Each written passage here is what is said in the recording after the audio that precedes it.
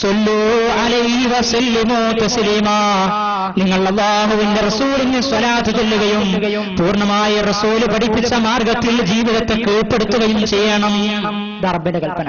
അപ്പൊ സ്വല്ലൂ, നിങ്ങൾ സ്വലാത്ത് ചൊല്ലണം, സ്വലാത്ത് ചൊല്ലണം റസൂലിന്റെ മേലിൽ. ഇനി അതിനെ വിശദീകരിച്ചുകൊണ്ട് റസൂൽ എന്താ പഠിപ്പിച്ചത്? റസൂൽ എന്താ സ്വലാത്തിനെ സംബന്ധിച്ച് പഠിപ്പിച്ചത്? മൻ സ്വല്ലാ അലയ്യ സ്വലാത്തൻ, ആരാണോ എന്റെ മേലൊരു സ്വലാത്ത് ചൊല്ലുന്നത് എങ്കിൽ സ്വല്ലല്ലാഹു ബിഹാ അലൈഹി അശറ, അതിന്റെ മേലിൽ പടച്ചറബ് അവന് 10 ഗുണം ചെയ്തു കൊടുക്കുന്നതാണ്. അപ്പൊ പടച്ചറബ് 10 ഗുണം ചെയ്തു കൊടുക്കുന്നു. എങ്ങനെ? അല്ലാഹുവിന്റെ റസൂലിന്റെ മേൽ ഒരു സ്വലാത്ത് ചൊല്ലിയാൽ. അങ്ങനെ മൻ സ്വല്ലാ അലൈഹി സ്വലാത്തൻ, ആരെങ്കിലും എന്റെ മേൽ ഒരു സ്വലാത്ത് ചൊല്ലിയാൽ 10 ഗുണം കിട്ടുന്നു. 10 ഗുണം ലഭിക്കുന്ന ഈ വിഷയത്തിൽ എന്തിനാ പിശുക്ക് കാണിക്കുന്നത്? ഹദീസുകൾ പറഞ്ഞ, ആയത്തുകൾ പറയുന്ന ഈ കാര്യങ്ങളിൽ മുജാഹിദുകൾ എന്തിനാ പിശുക്ക് കാണിക്കുന്നത്? അങ്ങനുണ്ടോ? സർവ്വ മുസ്ലിമീങ്ങളും ചൊല്ലുന്നതാ. പക്ഷേ ആരോപണമാണ് സഹോദരന്മാരെ. എന്താ മുജാഹിദുകൾ പറഞ്ഞത് എന്നോ? സ്വലാത്ത് എന്ന പേരിൽ ഈ സമൂഹത്തിൽ പലതും അവതരിക്കപ്പെടുന്നുണ്ട്. പ്രവാചകന് പരിചയമില്ലാത്ത, ഉത്തമ നൂറ്റാണ്ടിൽ ജീവിച്ച താബിഈകൾക്ക് പരിചയമില്ലാത്ത ഉമറും ഫിൽ ജന്ന, അലിയും ഫിൽ ജന്ന, അബൂബക്കറും ഫിൽ ജന്ന എന്ന് സ്വർഗം കൊണ്ട് സുവിശേഷം അറിയിക്കപ്പെട്ട റാഷിദീങ്ങൾക്ക് പരിചയമില്ലാത്ത, മദ്ഹബിന്റെ ഇമാമുകൾക്ക് പരിചയമില്ലാത്ത താജ് സ്വലാത്തും നാരിയ സ്വലാത്തുമൊക്കെ ഈ സമൂഹത്തിന്റെ മുമ്പിൽ പരിചയപ്പെടുത്തിക്കൊണ്ടിരിക്കുമ്പോഴാണ് ഈ പ്രസ്ഥാനം സ്വലാത്തിന്റെ വിഷയത്തിൽ കൃത്യമായ കണിശത വെച്ചിട്ടുള്ളത്. ആ കണിശത എന്താണെന്നോ? നിങ്ങൾ സ്വലാത്ത് ചൊല്ലരുത് എന്നല്ല, സ്വലാത്തിന് നെല്ലും തവരും വേർതിരിച്ചുകൊണ്ട് പ്രവാചകന്റെ സുന്നത്തിനോട് പ്രതിബദ്ധത പുലർത്തുന്ന സ്വലാത്ത് ചൊല്ലിക്കൊണ്ട് 10 ഗുണം പ്രതീക്ഷിക്കുന്ന വിശ്വാസികളുടെ ഗണത്തിൽ പ്രവേശിക്കണേ. ഇതാ മുജാഹിദുകൾ പറഞ്ഞത്. അതാണ് പറഞ്ഞപ്പോ അതിനെ തെറ്റേ കണ്ടില്ലേ? മുജാഹിദുകൾക്ക് സ്വലാത്തില്ല എന്നാക്കി. അങ്ങനെയാണോ? ഒരിക്കലുമല്ല. എല്ലാവരും പഠിച്ചു വെച്ചോളൂ. എന്ത്? പടച്ച റബ്ബിൽ നിന്ന് 10 ഗുണം പ്രതീക്ഷിക്കൊരു സ്വലാത്ത് ചൊല്ലിയാൽ എവിടെ വെച്ചും ചൊല്ലാം. സിറ്റ് ഔട്ടിൽ ഇരുന്നിട്ടും ഡൈനിങ് ഹാളിൽ ഇരുന്നിട്ടും അതുപോലെ തന്നെ ബസ്സിലൊക്കെ യാത്ര ചെയ്യുമ്പോ ചൊല്ലിക്കൂടെ? അല്ലെ, ടിക്കറ്റൊക്കെ എടുത്ത് ഇങ്ങനെ യാത്ര ചെയ്യും, കാഴ്ചകൾ കണ്ട് അല്ലെ അങ്ങോട്ടും ഇങ്ങോട്ടൊക്കെ നോക്കിയിട്ട്. ഒരു മുസ്ലിമിനെ സംബന്ധിച്ചിടത്തോളം ഈ ലോകം എന്ന് പറയുന്നത് എന്തിനു വേണ്ടിയാ? ഇന്നാ ജഅൽനാ മാ അലൽ അർദി സീനത്തൻ ലഹാ ലിനബ്ലുവഹും അയ്യുഹും അഹ്സനു അമലാ. ആരാണ് ഈ ലോകത്ത് വെച്ച് ഏറ്റവും നന്നായി പ്രവർത്തിക്കുന്നു എന്ന് പരീക്ഷിക്കുന്നതിന് വേണ്ടി ആ പടച്ചറബ് ഈ അലങ്കാരങ്ങൾ നൽകിയിട്ടുള്ളത്. കണ്ണും കാതും അനുഗ്രഹങ്ങളും നിഅമത്തും സമ്പത്തും കാര്യങ്ങളുമൊക്കെ നൽകിയിട്ട് ഇങ്ങനെ സ്വാതന്ത്ര്യമുള്ള ഒരു നാട്ടിൽ ജീവിക്കാനുള്ള അവസ്ഥ റബ്ബ് നൽകിയിട്ടുള്ളത്. ആരാണ് നിങ്ങളിൽ ഏറ്റവും നന്നായി പ്രവർത്തിക്കുന്നു എന്ന പരീക്ഷണമാ സഹോദരന്മാരെ നടന്നുകൊണ്ടിരിക്കുന്നത്. ആരാണ് ഏറ്റവും നന്നായി പ്രവർത്തിക്കുന്നു എന്ന്?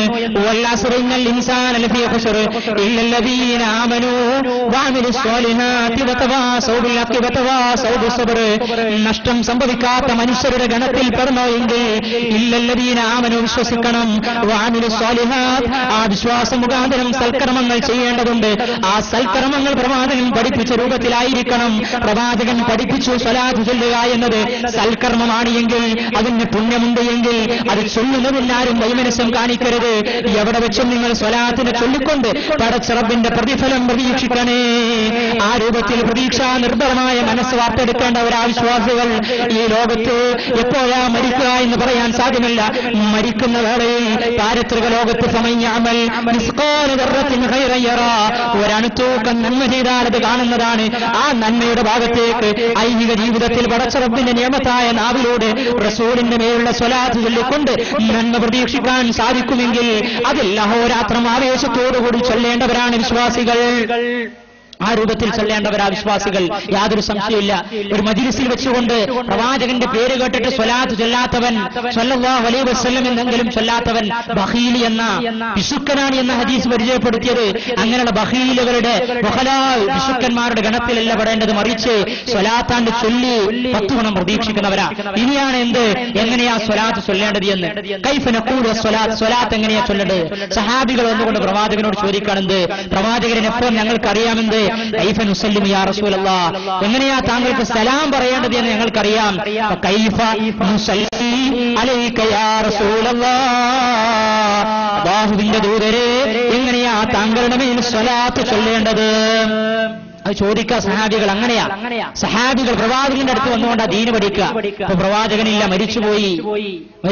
പക്ഷേ പ്രവാചകൻ ഒരു വാക്ക് പറഞ്ഞത്, അതാണ് ഞാൻ എന്റെ പ്രഭാഷണത്തിന്റെ തുടക്കത്തിൽ തന്നെ, സർവ്വ മുഅ്മിനുകൾക്കും വഴിപിഴച്ചു പോകാതിരിക്കാൻ, പ്രമാണബദ്ധമായി ജീവിതത്തെ തെളിച്ചെടുക്കാൻ, ക്രമീകൃതമാക്കാൻ, സംസ്കരിച്ചെടുക്കാൻ, മാർഗം കണ്ടെത്താൻ പ്രവാചകന്റെ സുന്നത്തിന്റെ ഇവിടെ വിശുദ്ധ ഖുർആന്റെ അധ്യാപനമുണ്ട്.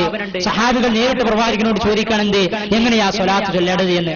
ആ സന്ദർഭത്തിൽ പ്രവാചകനെ പഠിപ്പിക്കാനെന്ത്, നിങ്ങൾ പറഞ്ഞോളൂ, ചൊല്ലിക്കോളൂ.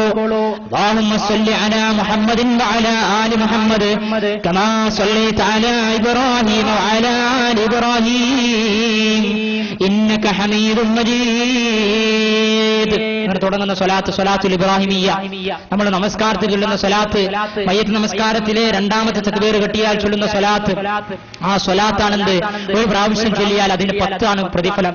ഈ സ്വലാത്താണ് ഹദീസ് ഗ്രന്ഥങ്ങളിൽ, ബുഖാരി മുസ്ലിം ഒക്കെ റിപ്പോർട്ട് ചെയ്ത ഹദീസ് ഗ്രന്ഥങ്ങളിൽ പ്രവാചകന്റെ മേൽ ചൊല്ലിയാൽ പ്രതിഫലം പ്രതീക്ഷിക്കാവുന്ന സ്വലാത്തായി പഠിപ്പിക്കപ്പെട്ടിട്ടുള്ളത്.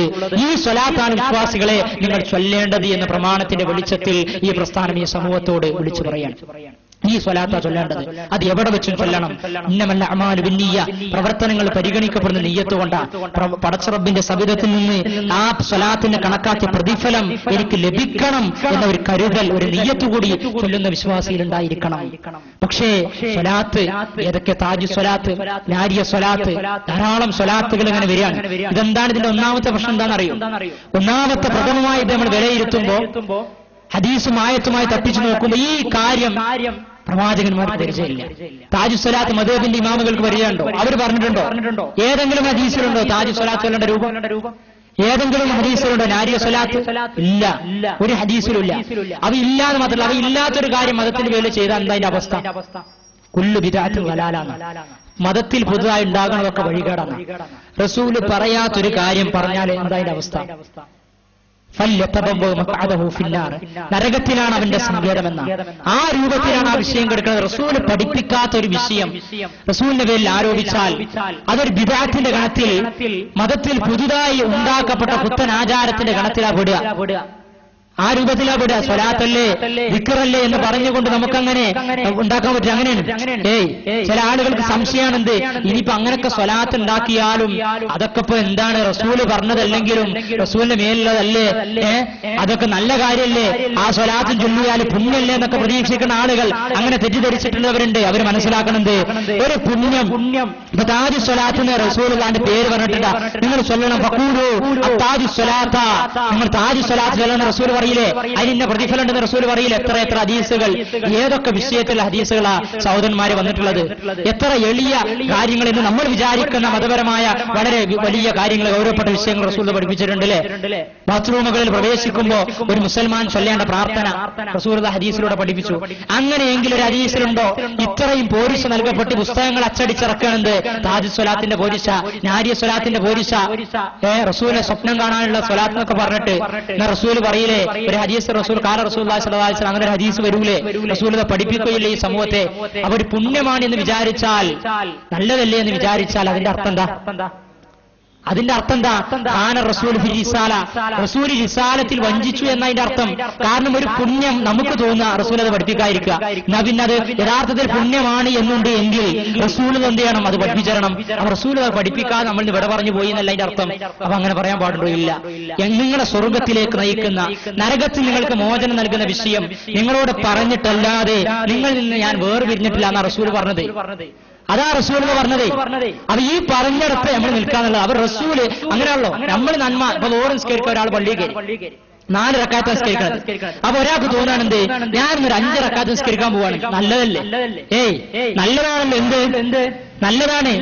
5ാമത്തെ റക്അത്തിൽ ഞാൻ സുബ്ഹാന റബ്ബിയൽ അഅ്ലാ സുജൂദ് ചൊല്ലുള്ളൂ, അതുപോലെ സുബ്ഹാന റബ്ബിയൽ അദീം, ഫാത്തിഹ ഓതും ഒക്കെ പടച്ചോനുള്ളതാണ്. റസൂൽ പഠിപ്പിച്ച ദിക്റാണ്, നമസ്കാരത്തിൽ ചൊല്ലേണ്ട കാര്യങ്ങളാണ്. ഇതൊക്കെ ചൊല്ലിയിട്ട് ഞാൻ എക്സ്ട്രാ ഒരു റക്അത്ത് കൂടിയാണ് കൂട്ടി 5 റക്അത്ത് നിസ്കരിക്കുക. എന്താ അതിന്റെ അവസ്ഥ? പ്രത്യക്ഷത്തിൽ നല്ലതാണെന്ന് തോന്നിയാൽ അതിന്റെ അവസ്ഥ എന്താ? റസൂലുള്ളാഹി 4 റക്അത്ത് നിസ്കരിച്ച് കാണിച്ചത്, പിന്നെ അതിൽ നിസ്കരിക്കാൻ പറ്റുള്ളൂ. പിന്നെ നമ്മൾ നല്ലതല്ലേ എന്ന് വിചാരിച്ചാൽ അതിന്റെ അർത്ഥം എന്താ? അതിന്റെ അർത്ഥം നമുക്ക് തോന്നിയ മാതിരി നമ്മൾ ദീനുണ്ടാക്കുക എന്നുള്ളതാണ്. അങ്ങനെ ദീനുണ്ടാക്കിയാൽ, അങ്ങനെ ദീനുണ്ടാക്കാൻ, ആ രൂപത്തിൽ മതമുണ്ടാക്കാൻ, ആചാരങ്ങൾ ഉണ്ടാക്കാൻ പാടുണ്ടോ? ഇല്ല. ആരാ പറയുന്നത്? വിശുദ്ധ ഖുർആൻ 33-ാം അധ്യായം സൂറത്തുൽ അഹ്സാബ്. ഇനി ഓടുന്ന ആയത്തിൽ അവിടെ വിശ്വാസി എന്ന് മാത്രമല്ല, വിശ്വാസിയും വിശ്വാസിനിയും എന്ന് പടച്ചറബ് പ്രത്യേകം എടുത്തു പറയേണ്ടത്, വമാ കാന ലിമുഅ്മിനിൻ വലാ മുഅ്മിനത്തിൻ ഇദാ ഖളല്ലാഹു വറസൂലുഹു അംറൻ അൻ യകൂന ലഹുൽ ഖിയറതു മിൻ അംരിഹിം. എന്താ? വമാ കാന ലിമുഅ്മിനിൻ വലാ മുഅ്മിനത്തിൻ, ഒരു വിശ്വാസിക്കോ വിശ്വാസിനിക്കോ പാടില്ല തന്നെ, ഒരു വിശ്വാസിക്കോ വിശ്വാസിനിക്കോ പാടില്ല. എന്ത്?